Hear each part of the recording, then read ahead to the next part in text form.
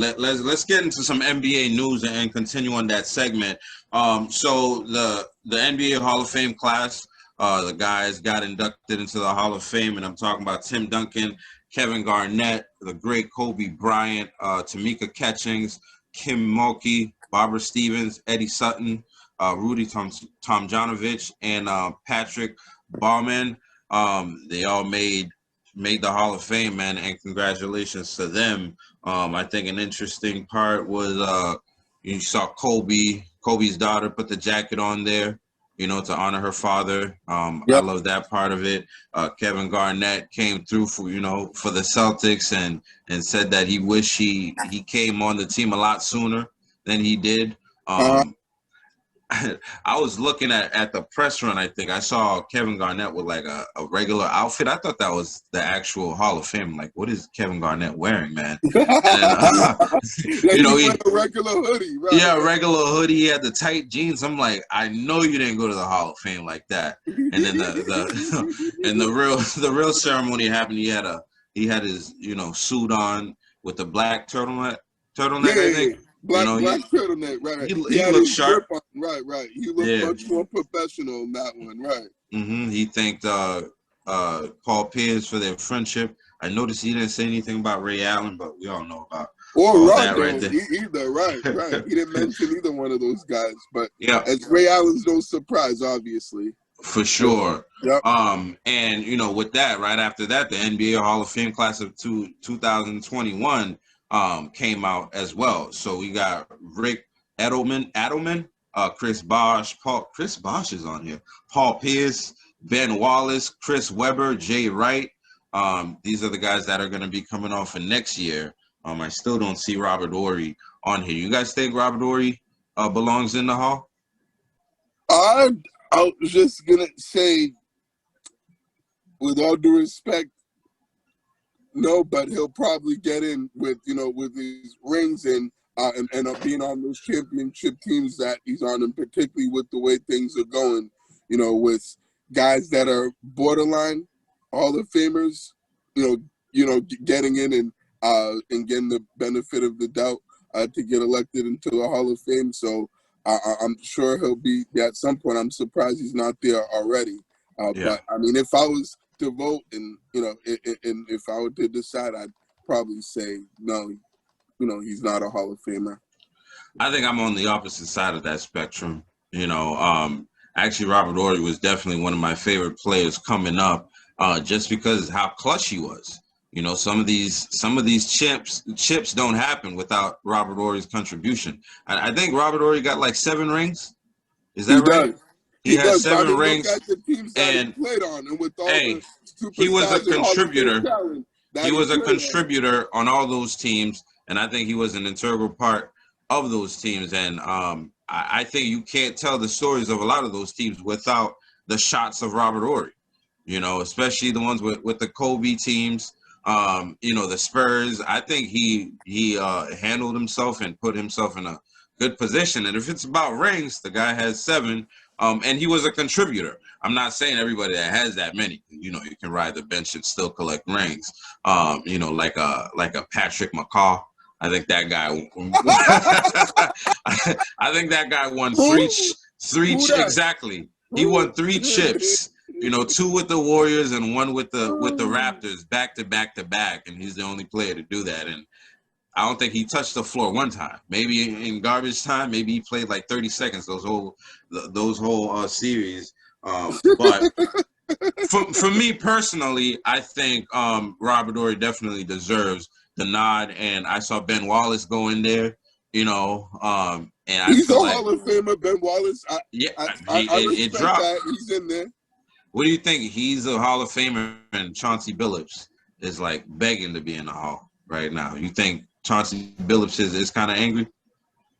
I'm sure he's tight in his feelings and feeling some type of way about not being in, because he should be in there as well. Mr. Big Shot, one of my favorite players to watch in the league during his time. So I'm surprised that he hasn't got in to this point, but I'm sure he'll be in there eventually, sooner than later, especially with the way things are going with as far as the guys that are getting in there. So, yeah, he'll be in there. But no, definitely shout out to Ben Wallace though, on the arguably the best defensive player to ever play the game, and winning multiple defensive player awards, and getting all first team defensive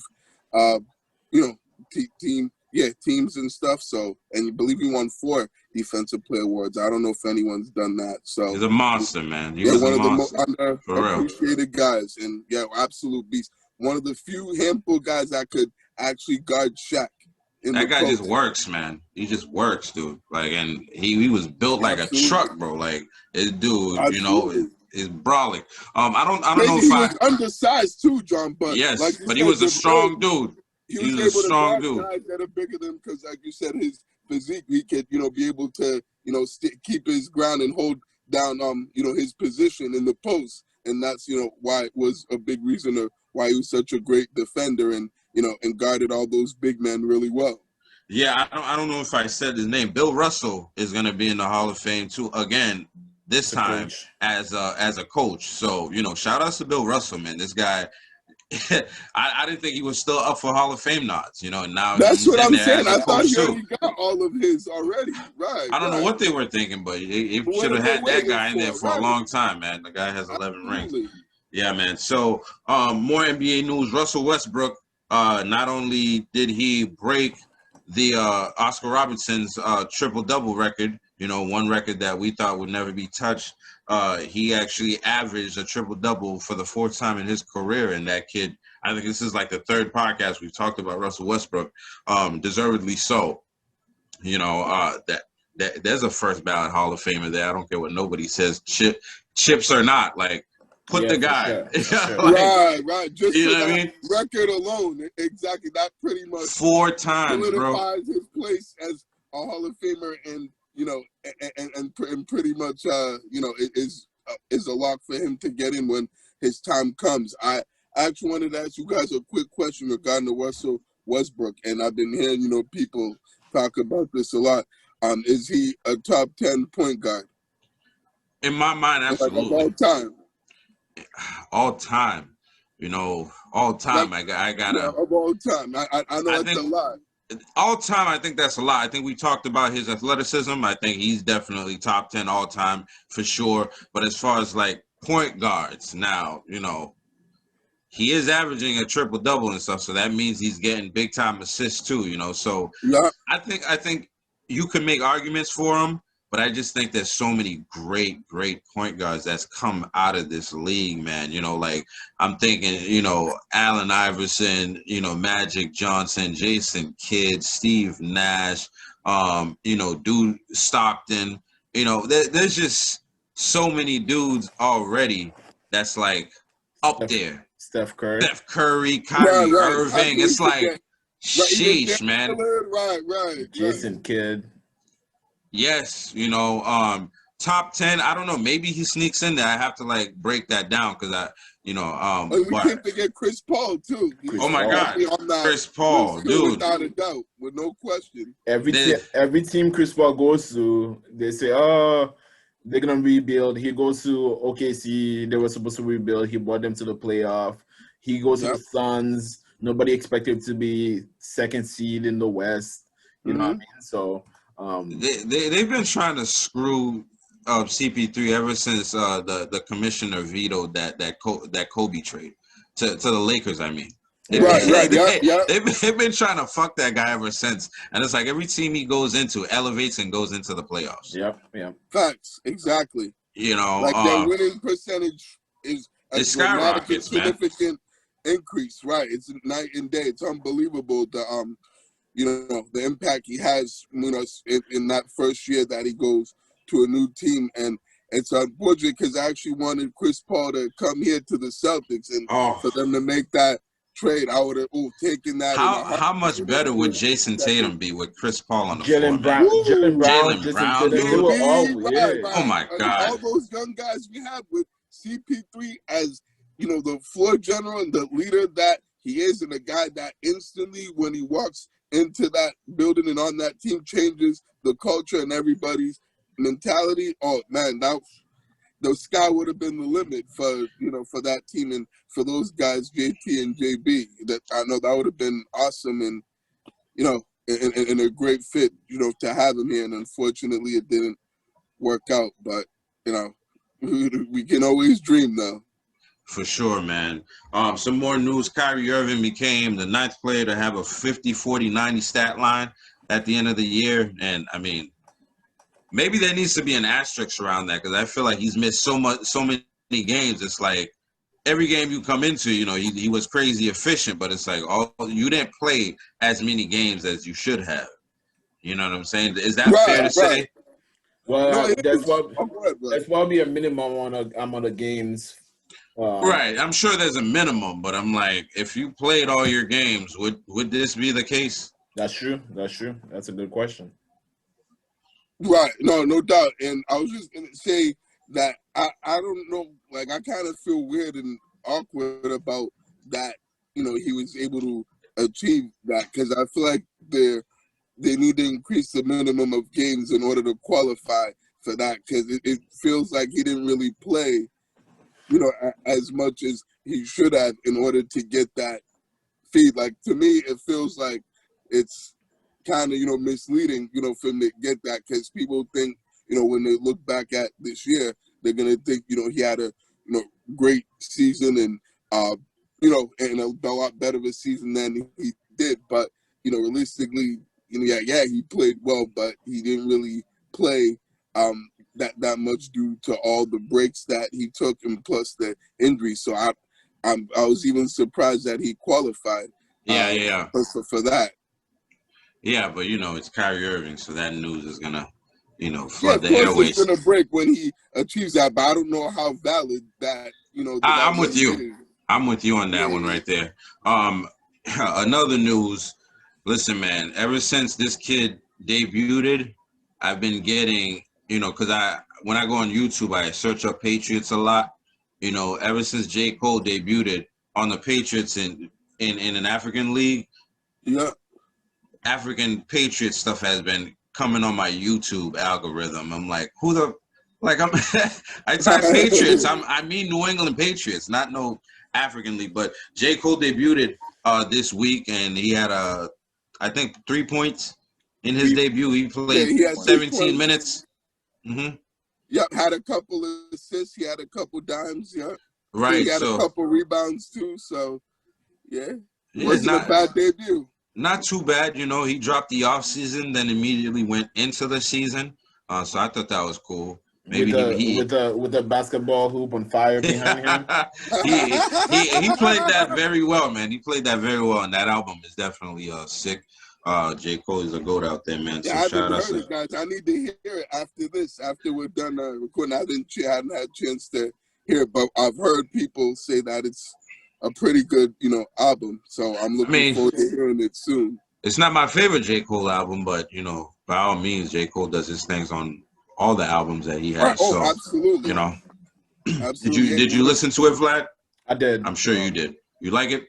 Yeah, it's a really good album. Yeah. Like you said, it's not my favorite, but I'm judging him off J. Cole standards.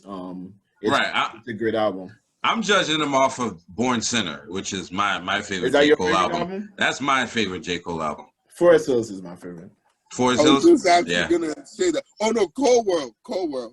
Cold World. Hey, listen, we all got a favorite Cole album, so I think he's doing big things out there. To me, Forest Hills is his best musically sounding album. I think all his albums are like great lyrically, but like best like musically sounding album, I think Forest Hills, to me, that's his best.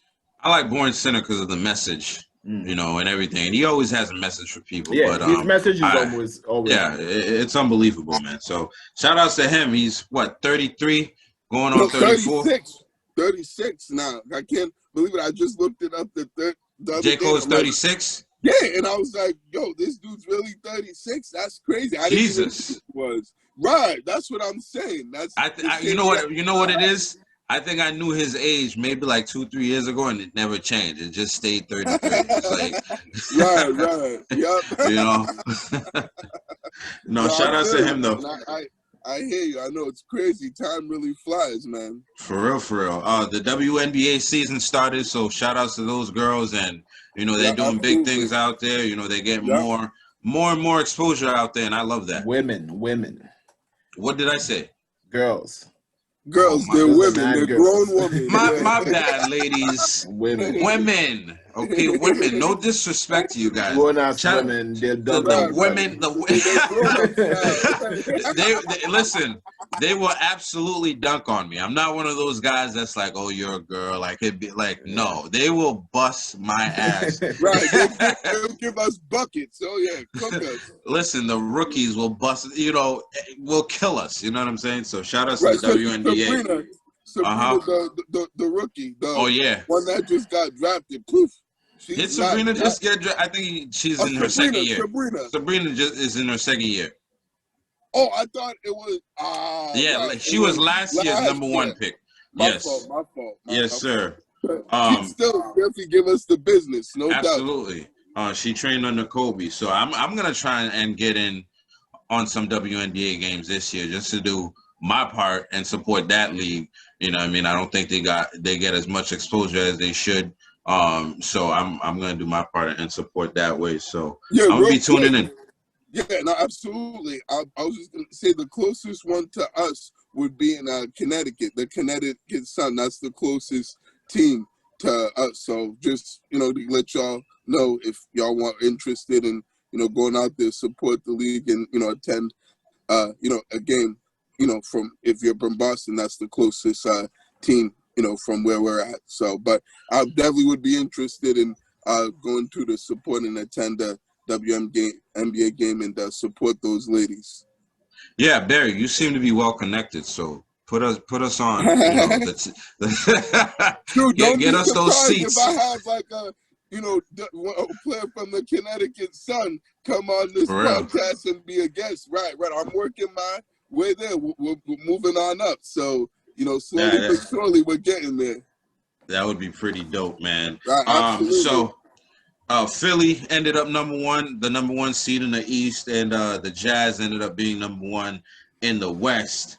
So let's talk about some of these accolades that these guys are going to be collecting at the end of the season. Well, it is the end of the season. So we got the MVP, Defensive Player of the Year, Rookie of the Year, Offensive Player of the Year, and the Comeback Player of the Year. In your opinion, real quick, who do you guys have as your MVP of the season? My MVP is Joel Embiid, obviously. Short and sweet.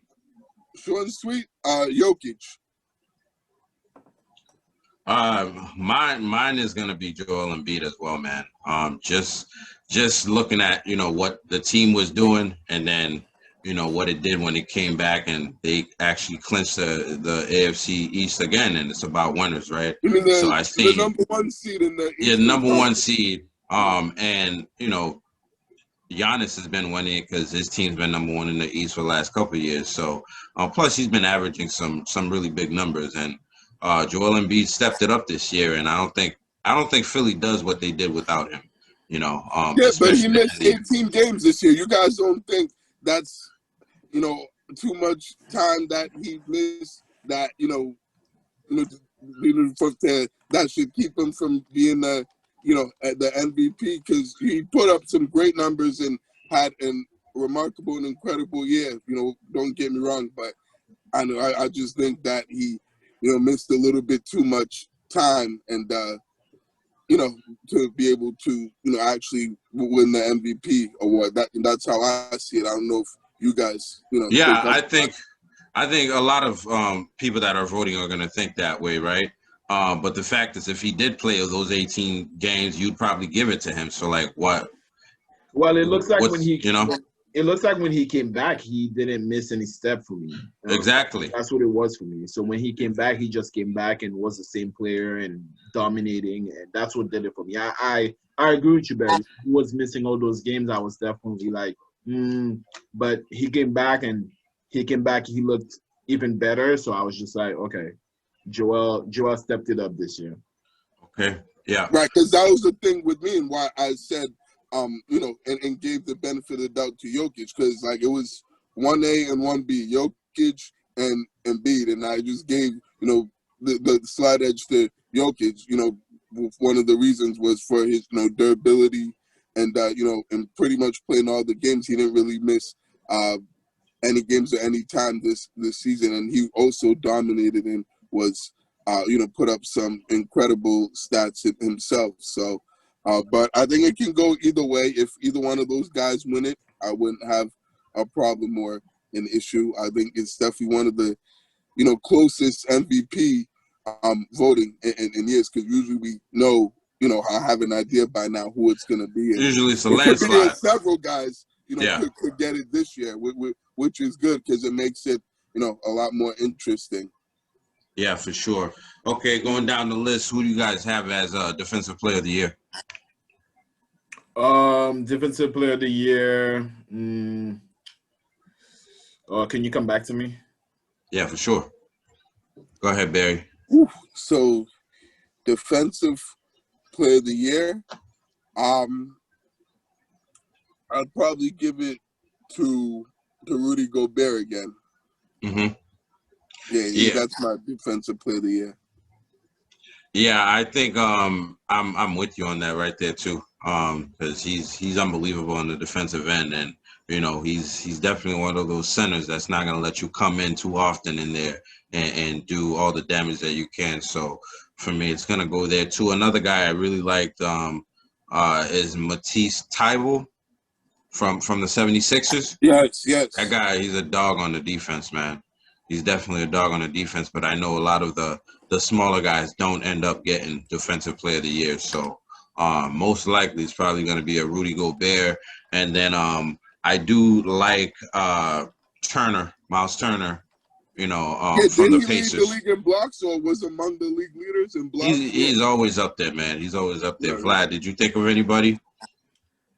John, your microphone is making a really weird noise when you're talking.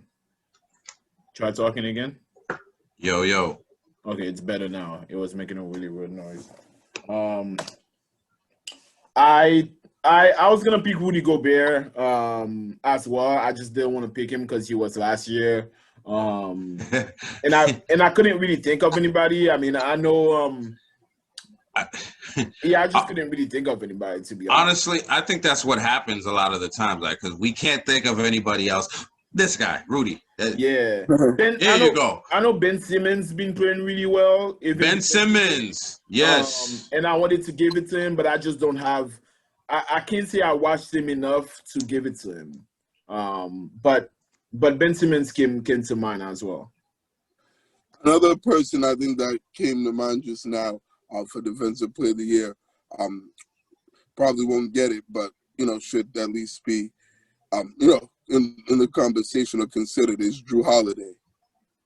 Jrue Holiday. I haven't watched too much Jrue Holiday, but he's always a dog on defense.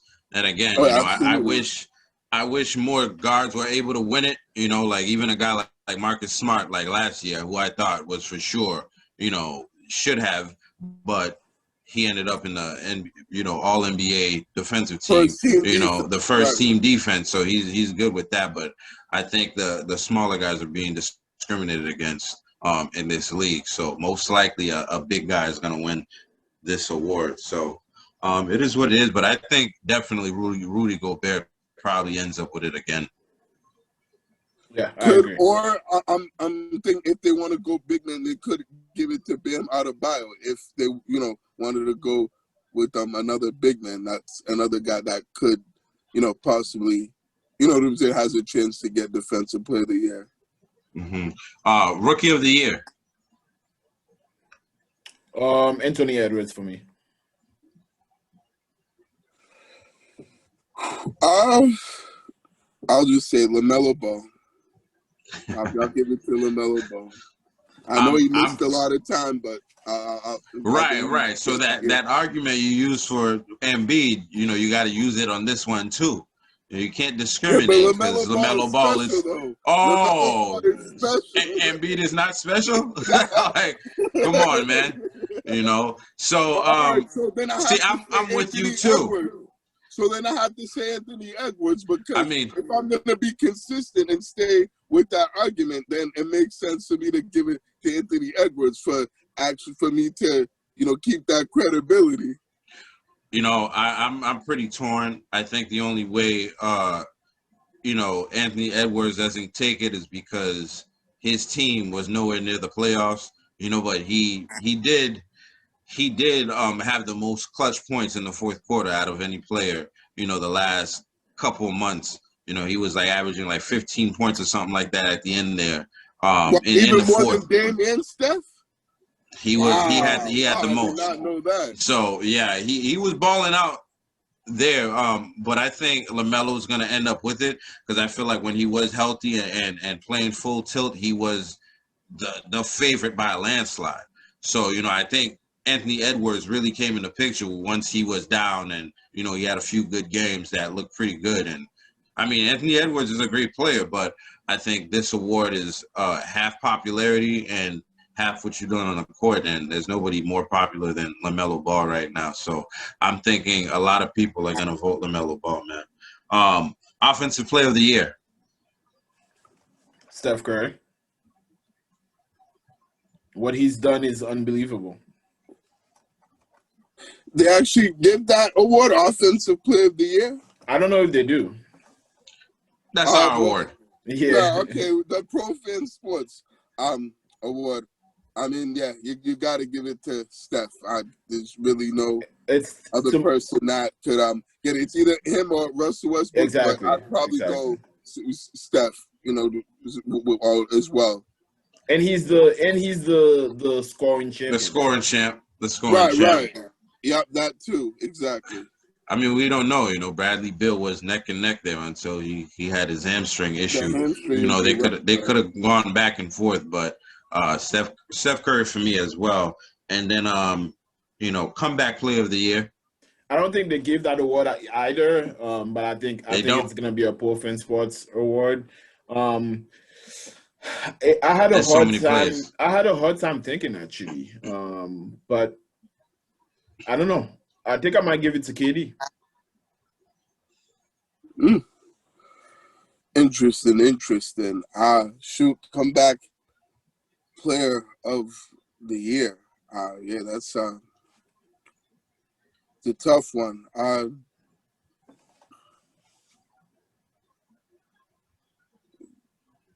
Think I might have to go that same route too and give it to KD. I don't really know who else would be able to. Yeah, I'll just give it to KD. I had someone else in mind, but yeah, I'll just go Kevin Durant. I was gonna say Nurkic from Portland Trailblazers because I know he had a pretty big leg injury last year that kept him out for most of the year, and then he came back, this year and played well, but.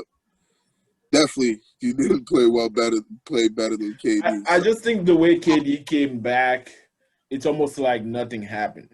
I mean, he had his setback. He missed a couple of games, but when he's on, it's almost like nothing. You know what I mean? Like he's KD.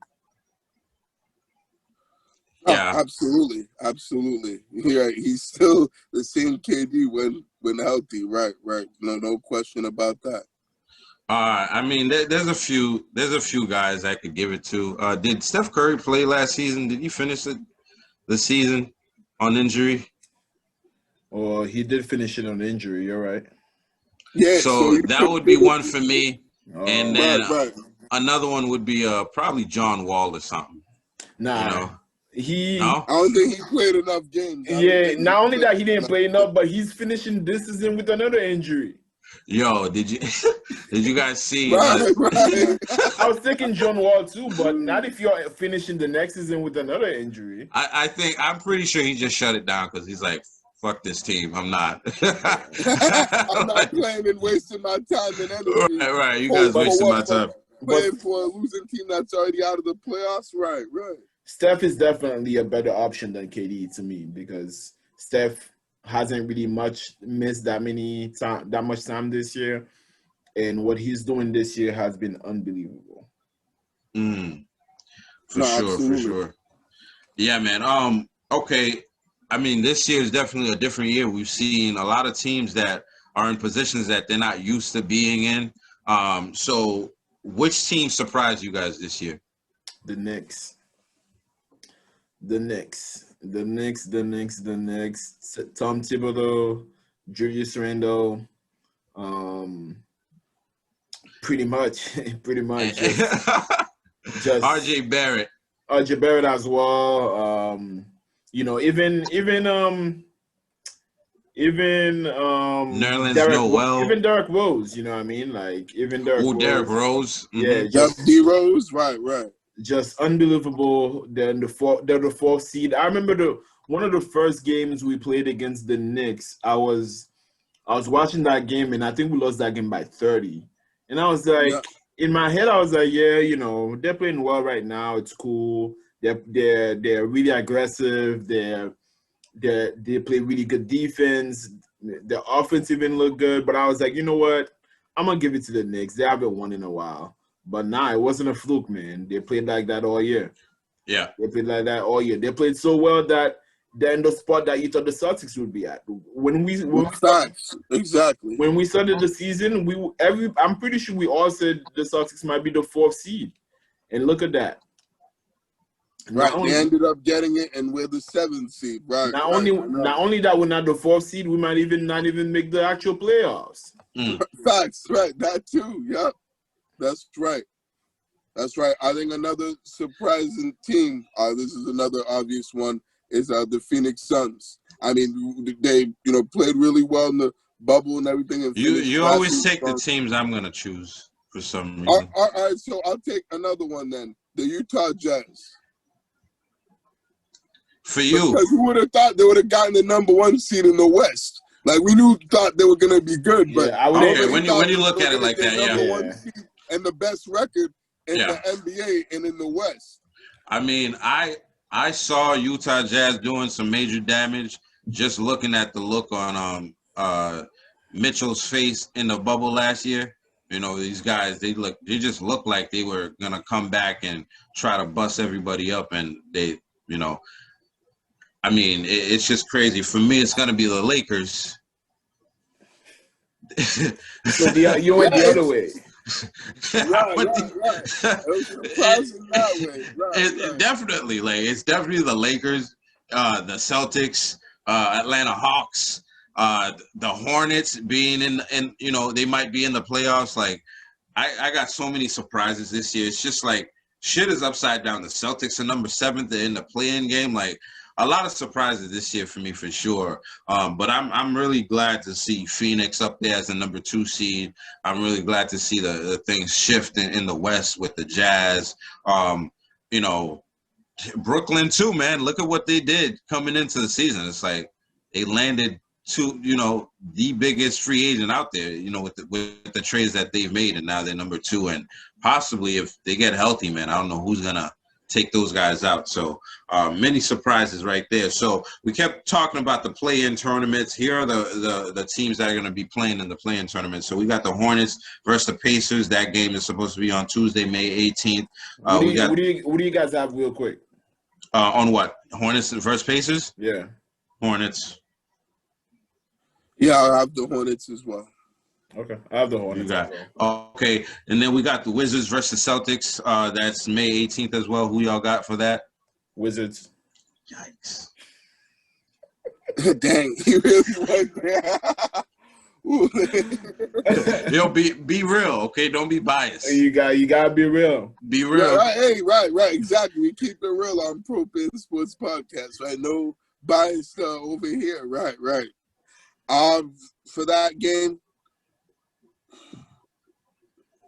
Yeah, I'll give it to the Wizards. Yeah, I don't see them, the Celtics, winning that game. How bad was this? Listen. I hope they prove us wrong, but I'm going with the Wizards as well.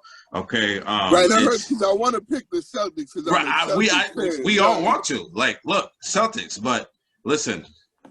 It is what it is. You got to be real with it. Tim McCone came on and he said the Wizards, man. Yo. Exactly. Right. He even said it himself. Right. So, shoot, who are we not to believe him? Right. It's scary, man. We got Spurs versus the Grizzlies on Wednesday, May 19th. Who y'all got for that? Grizzlies. I'll go Spurs on this one.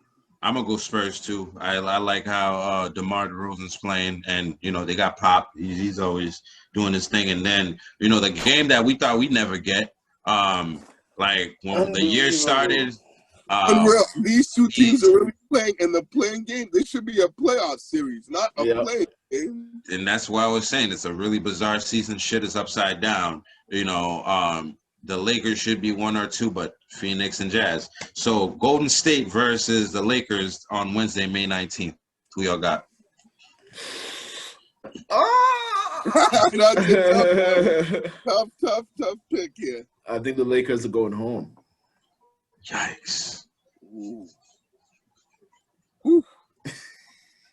Yeah. So is it one and done? No, they get 2 chances. They get 2, right? I think the Lakers they're get the 2 7th seed. So if they lose to the Warriors, they play the winner of the Spurs and Grizzlies, and then they have to win that game in order to make the playoffs. So just like the Celtics get, since they're the 7th seed, they get 2 chances. If they lose to Washington, they play the winner of the Hornets and the Pacers, and if they lose that game, then they're out of the playoffs. So luckily, both of those teams have the 7th spot and have 2 chances and opportunities to get into the playoffs. Oh, so then thank you for explaining that, Barry. Yeah, of course, no problem, absolutely. Then my bad. The Lakers but the Warriors will win that game.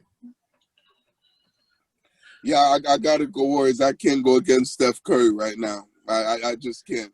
Too hard to handle. I'm right, gonna go. Exactly. I'm gonna go with the Lakers on that one right there for sure. Besides the Celtics games, which games are you most intrigued in? And I think this is a really stupid question because we got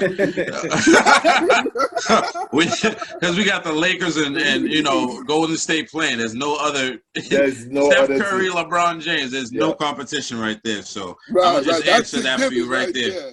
That's a given. We heard Tim McCone drop. Update us on the Celtics and what's going on. We thank him for that. So some Celtics news, as you guys know already, Jaylen Brown is out for the season with a wrist surgery.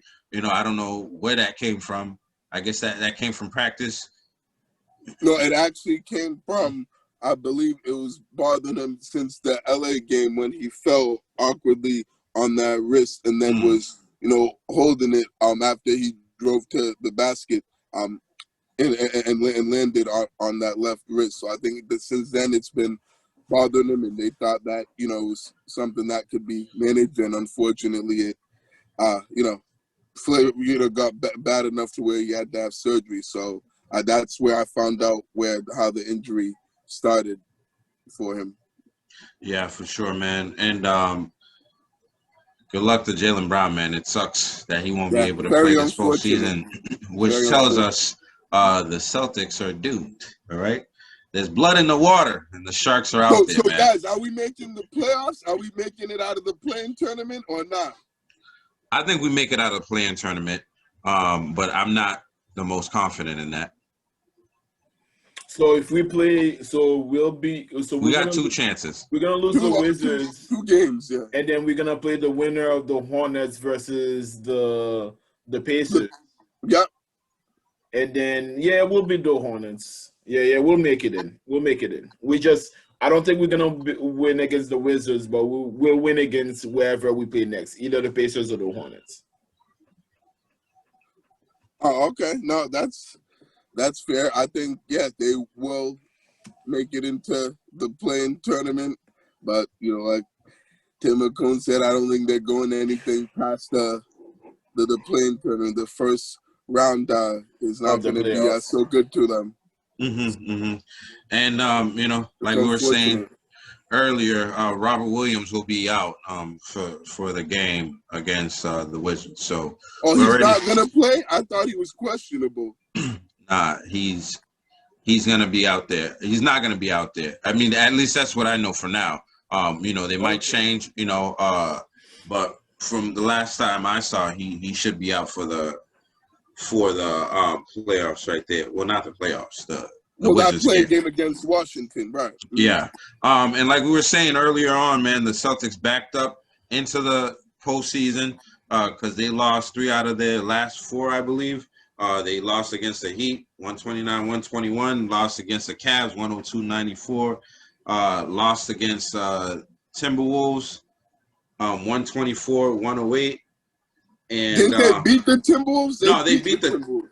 No, it's written, it's lost right there. They beat the Timberwolves 124-108, the only team, which is the worst team in the league. So that is not saying much right there. Exactly. That's the only game they could win in that stretch. And they lost to the Knicks 96-92. That game was actually entertaining, even though we had bench players playing that whole game. Right, we had the main Red Claws playing that game. And it seems like Brad Stevens does a better job with no-name guys for some reason. Like, he knows how to coach them. He's motivating them out there. He's on the floor, like, giving instructions.